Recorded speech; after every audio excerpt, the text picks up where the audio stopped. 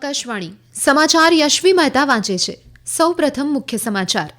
પ્રધાનમંત્રી નરેન્દ્ર મોદીએ સહકારી ક્ષેત્રના વિસ્તરણ માટે વૈશ્વિક સહકારી સંગઠનો સાથે ભાગીદારીને પ્રોત્સાહન આપવાની જરૂરિયાત પર ભાર મૂક્યો.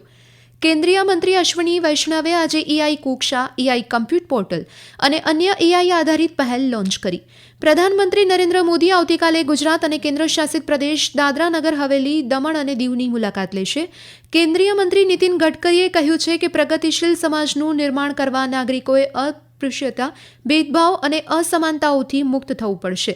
યુરોપિયન સંઘના નેતાઓએ સમગ્ર યુરોપમાં સુરક્ષા મજબૂત કરવા માટે યુક્રેન સાથે કટોકટીની વાટાઘાટો શરૂ કરી અને ઇન્ડિયન સુપર લીગ ફૂટબોલમાં આજે હૈદરાબાદ એફસીનો મુકાબલો પંજાબ એફસી સામે હૈદરાબાદમાં શરૂ થયો છે. સમાચાર વિગતવાર. પ્રધાનમંત્રી નરેન્દ્ર મોદીએ સહકારી ક્ષેત્રના વિસ્તરણ માટે વૈશ્વિક સહકારી સંગઠનો સાથે ભાગીદારીને પ્રોત્સાહન આપવાની જરૂરિયાત પર ભાર મૂક્યો છે. તેમણે સહકારી સંગઠનો દ્વારા ઓર્ગેનિક ઉત્પાદનોને પ્રોત્સાહન આપવાના મહત્વ પર પણ ભાર મૂક્યો.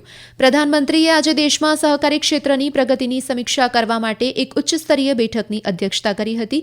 બેઠક દરમિયાન શ્રી મોદીએ કૃષિ પદ્ધતિઓ સુધારવા માટે નિકાસ પર ધ્યાન કેન્દ્રિત કરવા અને માટી પરીક્ષણ મોડેલ વિકસાવવાનું સૂચન પણ કર્યું. પ્રધાનમંત્રીએ નાણાકીય વ્યવહારોને સરળ બનાવવા માટે યુપીઆઈને રૂપે અને કિસાન ક્રેડિટ કાર્ડ સાથે જોડવાના મહત્વનો ઉલ્લેખ કર્યો. તેમણે સહકારી ખેતીને વધુ ટકાઉ કૃષિ મોડેલ તરીકે પ્રોત્સાહન આપવા પર ભાર મૂક્યો. શ્રી મોદીએ શાળાઓ, કોલેજ અને મેનેજમેન્ટ સંસ્થાઓમાં સહકારી અભ્યાસક્રમ શરૂ કરવાનો તેમજ ભાવિ પેઢીઓને પ્રેરણા આપવા માટે સફળ સહકારી સંસ્થાઓને પ્રોત્સાહન આપવાનો પણ પ્રસ્તાવ મૂક્યો. બેઠક દરમિયાન પ્રધાનમંત્રીને રાષ્ટ્રીય સહકારી નીતિ અને છેલ્લા 3.5 વર્ષમાં સહકાર મંત્રાલયની મુખ્ય સિદ્ધિઓ વિશે માહિતી આપવામાં આવી. સહકાર મંત્રી અમિત શાહ અને વરિષ્ઠ અધિકારીઓ બેઠકમાં ઉપસ્થિત રહ્યા હતા. કેન્દ્રીય મંત્રી અશ્વિની વૈષ્ણવે આજે એઆઈ કુક્ષા, એઆઈ કમ્પ્યુટ પોર્ટલ અને અન્ય એઆઈ આધારિત પહેલો લોન્ચ કરી. શ્રી વૈષ્ણવે ઇન્ડિયા એઆઈ મિશન હેઠળ નવી દિલ્હીમાં આ પહેલ લોન્ચ કરી. એઆઈ કુક્ષા એ India AI data sets platform છે, જે ડેટા સેટ્સ, ટૂલ્સ અને એઆઈ મોડેલ્સની સીમલેસ એક્સેસ માટે એકીકૃત પોર્ટલ પ્રદાન કરે છે. જ્યારે એઆઈ કમ્પ્યુટ પોર્ટલ વિદ્યાર્થીઓ, સ્ટાર્ટઅપ્સ, સંશોધકો અને સરકારી વિભાગોને કમ્પ્યુટ, જીપીયુ અને અન્ય ક્લાઉડ સેવાઓની એક્સેસ પ્રદાન કરશે. મંત્રીએ જાહેર ક્ષેત્ર અધિકારીઓ માટે એઆઈ કોમ્પિટન્સી ફ્રેમવર્ક અને આઈજીઓટી અને એઆઈ પણ લોન્ચ કર્યું, જે આઈજીઓટી કર્મયોગી પ્લેટફોર્મ પર સરકારી અધિકારીઓ માટે શીખવાના અનુભવને વધારવા માટે એક અદ્યતન એઆઈ સંચાલિત વ્યક્તિગત સામગ્રી ભલામણ સિસ્ટમ છે.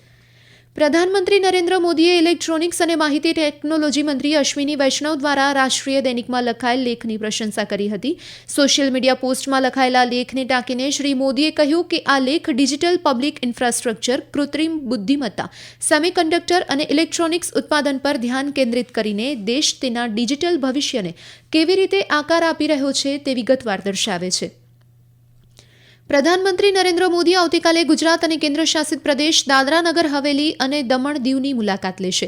તેમની 2 દિવસીય મુલાકાત દરમિયાન પ્રધાનમંત્રી ગુજરાતના સુરત, નવસારી અને દમણના સિલવાસમાં વિવિધ કાર્યક્રમમાં ઉપસ્થિત રહેશે. મુલાકાતના પ્રથમ દિવસે શ્રી મોદી કેન્દ્રશાસિત પ્રદેશ દાદરા અને નગર હવેલીના સિલવાસમાં 2587 કરોડ રૂપિયાની વિવિધ યોજનાઓનું ઉદ્ઘાટન અને શિલાન્યાસ કરશે. શ્રી મોદી સિલવાસમાં એક જાહેર સભાને પણ સંબોધિત કરશે. ત્યારબાદ પ્રધાનમંત્રી સુરત ખાદ્ય સુરક્ષા સંતૃપ્તિ અભિયાન શરૂ કરવા માટે સુરત જશે.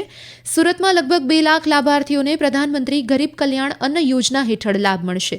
8 માર્ચે આંતરરાષ્ટ્રીય મહિલા દિવસ નિમિત્તે શ્રી મોદી નવસારીમાં લખપતિ દીદી સંમેલનમાં હાજરી આપશે.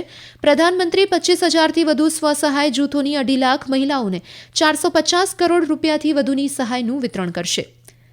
દિલ્હીના મુખ્યમંત્રી રેખા ગુપ્તાએ કહ્યું છે કે ભારત સરકારની તમામ યોજનાઓ હવે દિલ્હીમાં પણ અમલી કરવામાં આવશે અને દિલ્હીના નાગરિકો આ યોજનાઓનો લાભ મેળવી શકશે. એક ખાનગી ચેનલ પરના કાર્યક્રમમાં શ્રીમતી ગુપ્તાએ આરોપ લગાવ્યો હતો કે પાછલી સરકારે શહેરના લોકોને કેન્દ્ર સરકારની કલ્યાણકારી યોજનાઓથી વંચિત રાખ્યા હતા. जब मोदी जी की योजनाएं पूरे देश में लागू होती थी, पर दिल्ली में कुछ लोग अपनी संकुचित मानसिकता के चलते उसे दिल्ली के लोगों को महरूम रखते थे. मैं दिल्ली की मुख्यमंत्री होने के नाते ये कहना चाहूंगी कि केंद्र सरकार की जितनी भी योजनाएं उस पे दिल्ली का अधिकार है और वो सारी योजनाएं अब से दिल्ली में लागू होंगी. આ સમાચાર આપ આકાશવાણી પરથી સાંભળી રહ્યા છો. આ સમાચાર આપ અમારી YouTube channel AIR news Gujarat પર પણ સાંભળી શકશો. વધુ સમાચાર માટે અમારી વેબસાઇટ newsonair.gov.in/gujarati અને અમારા એક્સ હેન્ડલ AIR_news_ABAD ને ફોલો કરી શકશો.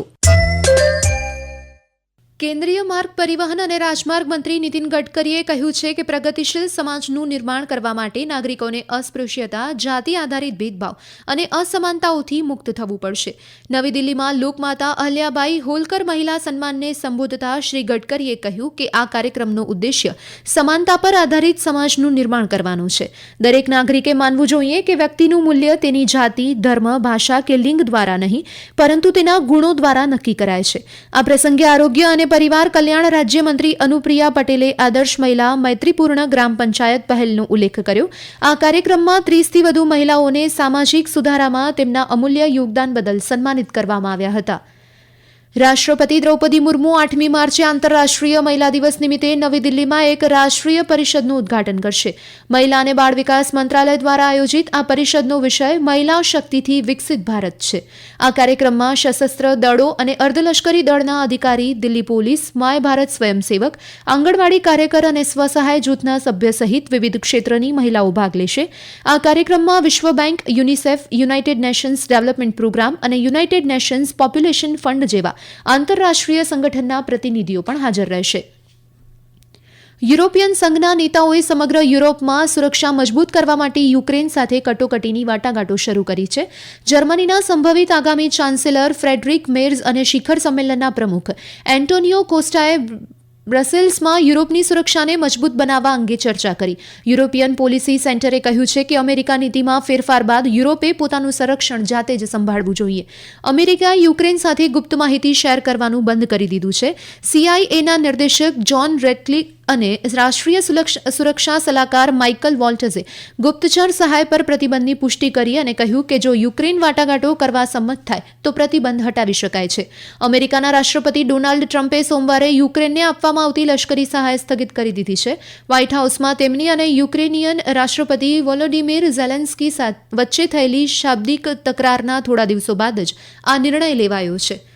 દિલ્હી મેટ્રોએ આજે વસંતકુંજમાં ગોલ્ડન મેટ્રો લાઇન માટે ટનલનું બાંધકામ પૂર્ણ કર્યું. આ 26 કિલોમીટર લાંબી મેટ્રો લાઇન એરોસિટી તુગલકાબાદ કોરિડોર હેઠળ ચાલશે. આ પ્રસંગે કેન્દ્રીય આવાસ અને શહેરી બાબતોના મંત્રી મનોહરલાલે જણાવ્યું હતું કે ભારતનું મેટ્રો નેટવર્ક વિશ્વનું ત્રીજું સૌથી મોટું નેટવર્ક છે અને તે આ વર્ષે ડિસેમ્બરમાં અમેરિકાના ન્યૂયોર્ક મેટ્રો નેટવર્કને પાછળ છોડી દેશે. તેમણે કહ્યું કે દેશમાં મેટ્રો નેટવર્ક અત્યાર સુધીમાં 1000 કિલોમીટરને પાર કરી ગયું છે.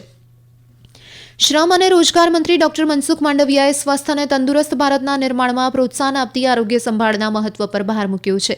ડોક્ટર માંડવિયાએ હરિયાણાના ફરીદાબાદમાં આરોગ્ય પડકાર અને સ્વસ્થ જીવનશૈલી પર આયોજિત સેમિનારને સંબોધન કરતી વખતે આ વાત કહી હતી. શ્રી માંડવિયાએ આરોગ્ય સંભાળના મુખ્ય ઘટક તરીકે ધ્યાન, યોગ અને ઉપવાસના મહત્વ પર પણ ભાર મૂક્યો. ઇન્ડિયન સુપર લીગ ફૂટબોલમાં આજે હૈદરાબાદ એફસીનો મુકાબલો પંજાબ એફસી સામે હૈદરાબાદમાં શરૂ થયો છે. દરમિયાન બાંગ્લાદેશના ક્રિકેટર મુશફિકુર રહીમે એક દિવસીય આંતરરાષ્ટ્રીય ક્રિકેટમાંથી નિવૃત્તિની જાહેરાત કરી છે. 36 વર્ષીય વિકેટકીપર બેટ્સમેને ગઈકાલે પોતાના ફેસબુક પેજ પર એક પોસ્ટ દ્વારા નિવૃત્તિની જાહેરાત કરી હતી.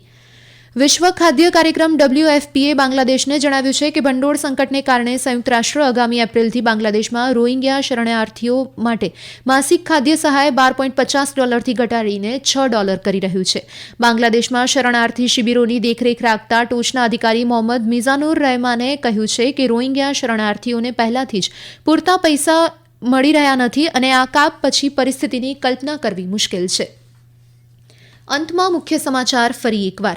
પ્રધાનમંત્રી નરેન્દ્ર મોદીએ સહકારી ક્ષેત્રના વિસ્તરણ માટે વૈશ્વિક સહકારી સંગઠનો સાથે ભાગીદારીને પ્રોત્સાહન આપવાની જરૂરિયાત પર ભાર મૂક્યો. કેન્દ્રીય મંત્રી અશ્વિની વૈષ્ણવે આજે AI કોક્ષા, AI કમ્પ્યુટ પોર્ટલ અને અન્ય AI આધારિત પહેલ લોન્ચ કરી. પ્રધાનમંત્રી નરેન્દ્ર મોદી આવતીકાલે ગુજરાત અને કેન્દ્રશાસિત પ્રદેશ દાદરાનગર હવેલી, દમણ અને દીવની મુલાકાત લેશે. કેન્દ્રીય મંત્રી નીતિન ગડકરીએ કહ્યું છે કે પ્રગતિશીલ સમાજનું નિર્માણ કરવા નાગરિકોએ અસ્પૃશ્યતા, ભેદભાવ અને અસમાનતાઓથી મુક્ત થવું પડશે. યુરોપિયન સંઘના નેતાઓએ સમગ્ર યુરોપમાં સુરક્ષા મજબૂત કરવા માટે યુક્રેન સાથે કટોકટીની વાટાઘાટો શરૂ કરી.